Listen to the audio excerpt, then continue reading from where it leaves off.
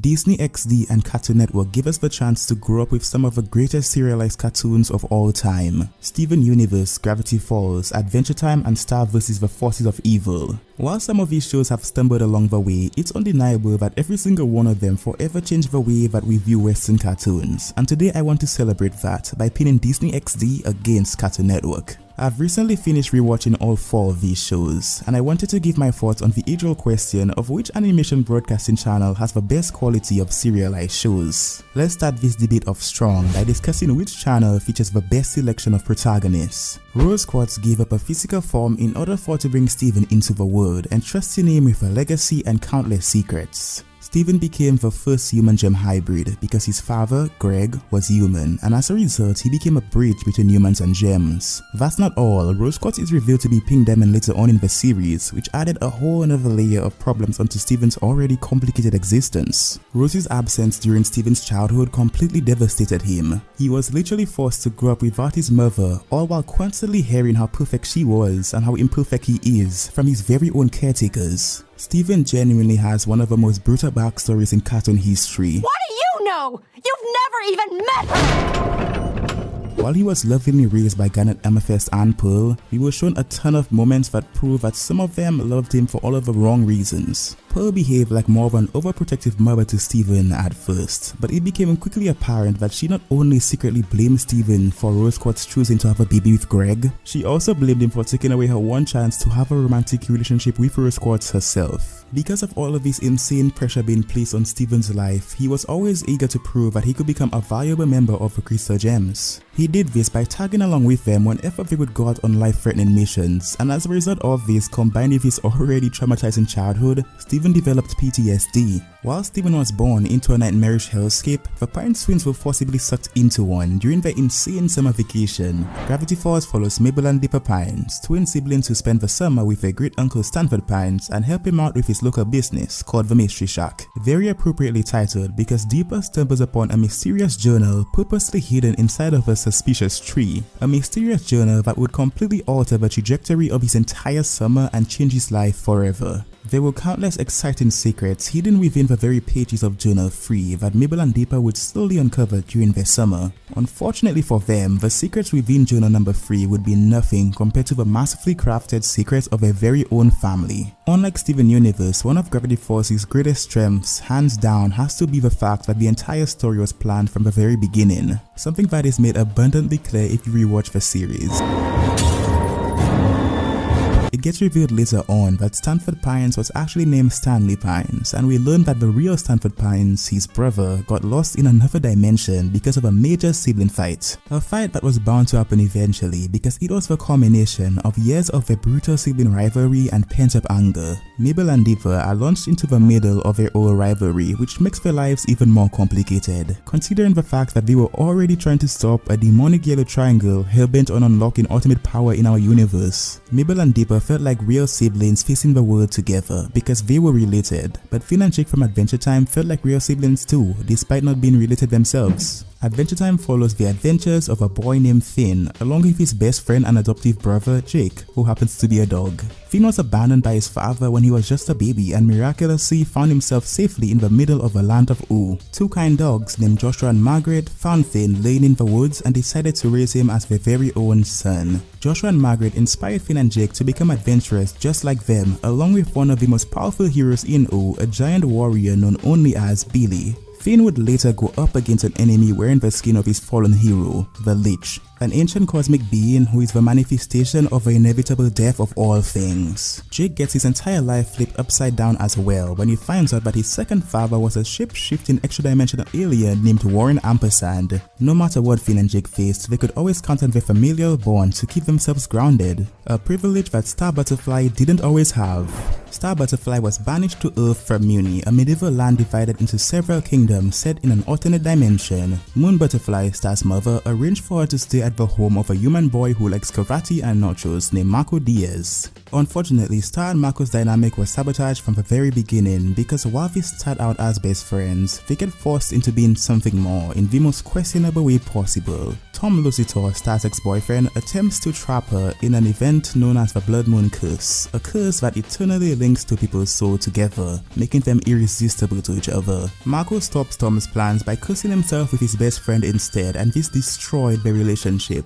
Marco and Star despise having feelings for each other. It's made clear countless times that what they wanted most was for everything to go back to normal, and when everything did finally go back to normal, Star and Marco celebrated. Of course, Star Butterfly and Marco Diaz would have their personalities severely altered during the series' final arc and tried desperately to convince the audience that they did actually romantically love each other since the day that they met. It's no secret that Star vs. the Forces of Evil sacrificed the consistency of its protagonists in order for the show's writers to keep shippers happy. Mabel and Deeper Pines were definitely top tier protagonists, but combined with the colossal failures that were Star Butterfly and Marco Diaz, they don't really stand a chance against Stephen Finn and Jake. Bill Cipher is without a doubt one of Disney's most iconic and well-written villains. Gravity Force's impact on not just Disney serialized cartoons but serialized cartoons in general was massive, and most of that is thanks to the masterful portrayal and fascinating history behind the beast with just one eye. Trillions of years before the events of the series, Bill Cipher grew tired of living in the second dimension and liberated it by plunging it into burning chaos. Bill then conquered the Nightmare Realm, followed by the Dreamscape, before unleashing havoc in the third dimension by tricking Mabel into releasing him. In his prime, Bill Cipher was almost as powerful as Adventure Time's final antagonist, the embodiment of chaos and disorder, Golb. Fall.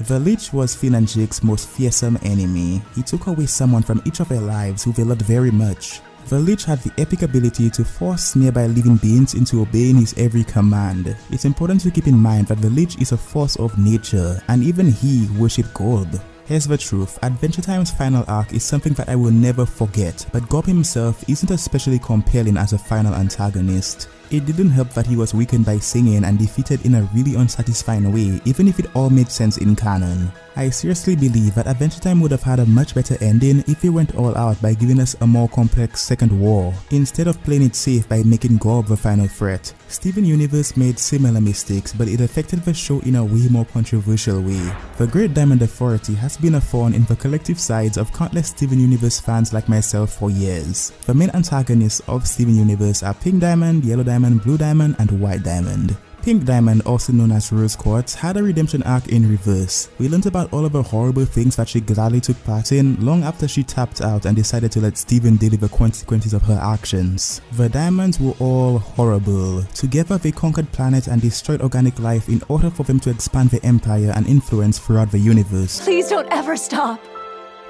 Pink Diamond convinced Pearl to stay on Earth with her and help her escape from her duties as a diamond by making her believe that she was romantically interested. Instead, after Pink Diamond got what she wanted, she canonically slept with a ton of different men before getting pregnant with Steven and leaving Pearl and the Crystal Gems to raise him. Yellow Diamond and Blue Diamond have been shown to be anything but merciful leaders. They shatter their own kind without remorse, but they're nothing compared to White Diamond and her destructive brainwashing. The only believable way that I'd ever see these giant space tyrants changing their ways would have been by them getting destroyed in a second gem war against the Crystal Gems. After which, if the writers really wanted to, they could have been redeemed then. What happened instead was the equivalent of a psychopath getting cured from one very rushed therapy session held by a teenager who again is suffering from PTSD himself. What's your excuse? Despite all of this, White Diamond was handled infinitely better than Mina Loveberry was in Star vs. the Forces of Evil. Ludo Avarius, Toffee, Eclipser, Meteora, and Globgore. I've just listed the names of every single antagonist that was great on Star vs. the Forces of Evil. Unfortunately, the only two antagonists that I haven't name dropped yet were used during the show's final arc. Mina Loveberry and Moon Butterfly. For some reason, the writers of the show thought it'd be a great idea to reduce the IQ of Star's mother by a generous 100 points, and they were wrong. The final threat in Star vs. the Forces of Evil was an army of magically boosted races led by Moon Butterfly and Mina Loveberry. Nothing hurts a serialized show more than a one-dimensional villain. Mina Loveberry hated monsters and wanted them to permanently go away, that's it. Moon made her an army of magically boosted races because she was scared of what Mina would do without them. I am not joking, but in this case I wish that I was, because Star vs. the Forces of Evil featured some of the greatest season finales that I've ever seen. Putting everything into perspective, Bill Cipher and Mina Loveberry were still stronger antagonists than Gold and the Diamonds, but it's surprisingly really close. Star vs. the Forces of Evil decimated its world building at the end of the series by fusing Earth and Muni, plunging both worlds into total chaos, all because the writers wanted Star and Margot to be together in the end. Gravity Force's universe was amazing, but it's really awkward when you realize that Bill Cipher knew the identities of the only beings who were destined to ruin his plans for trillions of years, yet he's still lost to them. Other than that, the magically insane world of Gravity Falls still remains legendary. While Gravity Falls' universe got slightly less interesting after its finale, both Steven Universe and Adventure Time's worlds got way more fascinating and complex after their series finales. This one definitely comes down to personal preference, but I enjoyed Steven Universe and Adventure Time's expansive lore and world building more than I did with Gravity Falls and Star's contained ones. Every show is different and every animation broadcasting channel is unique, but after rewatching each of these shows and making this video, I'd choose to tune into Steven Universe and Adventure Time over Star vs. and Gravity Falls any day. Cartoon Network is the clear winner. Back when watching TV was a thing, choosing between The Amazing World of Gumball and SpongeBob SquarePants was one of the hardest decisions you could make as a kid. It was apparently one of the hardest decisions you could make as an ING reviewer as well, because both shows share an impressive rating of 9.7 on their highest rated episode. I thought it'd be really fun to check these two episodes out while pinning them against each other. Considering how Gumball and SpongeBob are considered to be the pinnacle of episodic programming for their respective channels, we're going to be using this discussion to settle the age-old debates of whether Cartoon Network or Nickelodeon produces the best quality of episodic shows. The Amazing World of Gumball's highest rated episode, titled The Choices, opens with Nicole Watterson breaking down as she struggles to provide dinner for her family, who have all been getting increasingly ungrateful for everything that she provides for them. To make matters worse, her husband Richard Watterson worsens the situation by encouraging Anais, Darwin and Gumball's bad behavior. Nicole, pushed to a limit, considers lashing out at her family but stops herself by coming to the conclusion that all of her problems began the very day that she met her husband. We learn that Nicole grew up in a very controlling household. Her mother and father always pressured her to be the best while mapping out her entire life. After their car breaks down in traffic, Nicole's parents force her to run to a karate tournament before it starts in only 5 minutes. Nicole, focused on making it to a tournament on time, dashes through the park while elegantly dodging every obstacle and suitor in her way until she meets Richard stuck in a log near the park. The rest of the episode, like the name suggested, focuses on Nicole's alternate choices on the day that she met Richard Watterson and eventually fell in love with him. This episode was perfection and it resonated with nearly everyone who watched it. It kept its younger audience engaged with its top-notch humor while being extremely relatable to its older audience. Wondering about what could have been if we made different choices earlier on during our lives is something that we all find ourselves doing, even though it's arguably not the healthiest thing to be thinking about. Nicole first envisions a future where she didn't take any detours and ran straight through her very first obstacle, making it to a tournament on time and living out the rest of her life the way that her parents intended her to, which literally led her to becoming the most powerful and hated being to have ever existed. Nicole then envisions all of the possible worse outcomes that would have happened if she stopped to listen to the different boys that she encountered during that day, leading her to come to the conclusion that marrying Richard was the right choice after all. The episode ends with one of the most heart-wrenching montages that I've honestly ever seen, and it still left me teary-eyed when I was rewatching it for this video.